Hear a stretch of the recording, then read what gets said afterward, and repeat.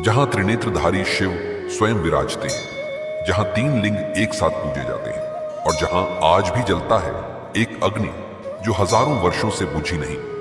वो स्थान कोई साधारण जगह नहीं, यह है त्र्यंबकेश्वर ज्योतिर्लिंग। पर क्या आप जानते हैं कि इस मंदिर के गर्भगृह में एक ऐसा रहस्य छुपा है जिसे जानकर आपके रोंगटे खड़े हो सकते हैं?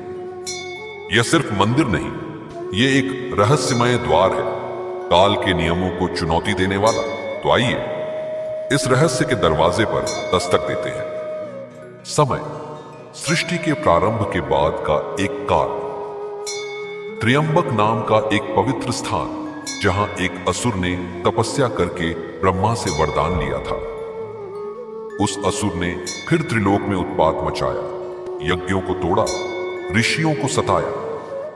तब देवताओं ने भगवान शिव का आह्वान किया। शिव प्रकट हुए और उस असुर का संहार किया।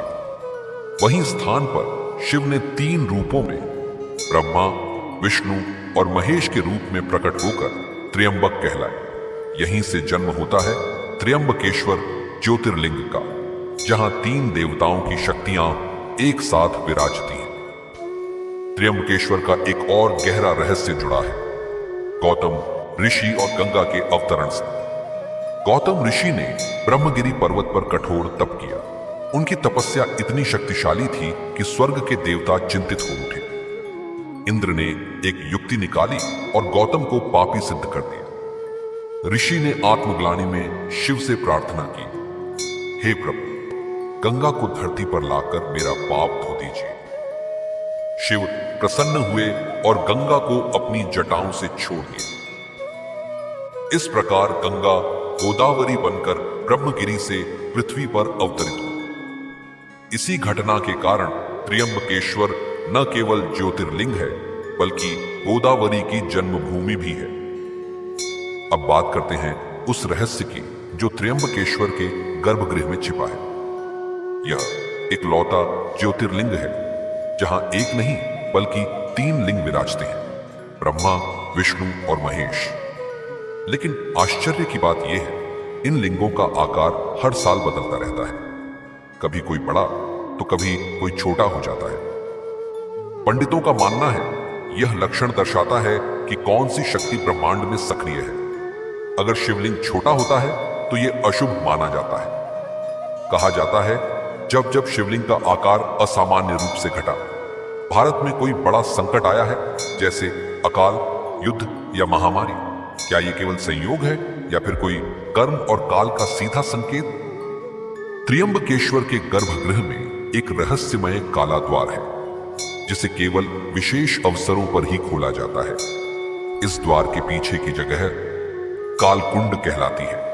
मान्यता है कि वहां प्रवेश करने से मृत्यु का भय समाप्त हो जाता है, लेकिन अगर कोई बिना अनुमति वहां जाए तो उसकी आकस्मिक मृत्यु हो सकती है। सदियों से केवल कुछ पंडित विशेष तांत्रिक अनुष्ठानों के दौरान उस द्वार को पार करते हैं। कुछ लोगों का दावा है उन्होंने वहां अनगिनत त्रिशूलों, राख और जलते दीपों को देखा है, जहां समय जैसे थम जाता है। त्र्यंबकेश्वर मंदिर की संरचना केवल पूजा का स्थान नहीं बल्कि एक रक्षात्मक यंत्र भी है। मंदिर के चारों ओर एक विशेष तांत्रिक मंडल है जो नेगेटिव ऊर्जा को रोकता है। कहा जाता है कि एक समय एक विदेशी शासक ने इस मंदिर को तोड़ने की कोशिश की, लेकिन जैसे ही सेना मंदिर के पास पहुंची, अचानक तेज आंधी और बिजली ने सब तहस नहस कर दिया। उसके बाद से किसी ने इस मंदिर को हाथ नहीं लगाया। यह चमत्कार था या कोई आदिम तांत्रिक रक्षा प्रणाली?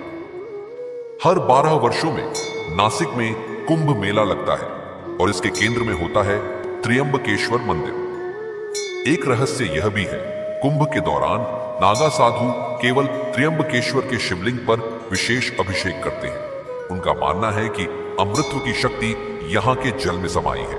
इन अनुष्ठानों के दौरान साधु शिव की तीसरी आंख की प्रतीकात्मक पूजा करते हैं। कहा जाता है कि उस समय शिवलिंग से निकलने वाली ऊर्जा मनुष्य के चक्रों को जागृत कर देती है। कुछ वैज्ञानिक और वास्तु विशेषज्ञों ने दावा किया है कि त्र्यंबकेश्वर मंदिर एक पावर वॉटेक्स है। यहाँ की ध्वनि, जलवायु और पत्थरों में ऐसी कंपन है जो शरीर के मस्तिष्क और हृदय चक्र को संतुलित करती है। मंदिर के शिखर से गिरती हुई ध्वनि ओम के कंपन से मिलती है। कहा जाता है त्र्यंबकेश्वर केवल पूजा का स्थल नहीं बल्कि दृष्टि देने वाला शिव का रूप है। यहां आने वाले हर व्यक्ति को अपने कर्मों की झलक मिलती है। कुछ लोगों का अनुभव है कि यहां उनके जीवन में अचानक बदलाव आ गए। कुछ की बीमारियां ठीक हो गईं, कुछ को नए मार्ग मिल गए। त्र्यंबकेश्वर ज्योतिर्लिंग एक चमत्कार है, एक रहस्य है, एक शक्ति है जो आज भी साधारण आंखों से देखी नहीं जा सकती, पर जो उसे आत्मा से देखे उसे पूरा ब्रह्मांड दिखता है।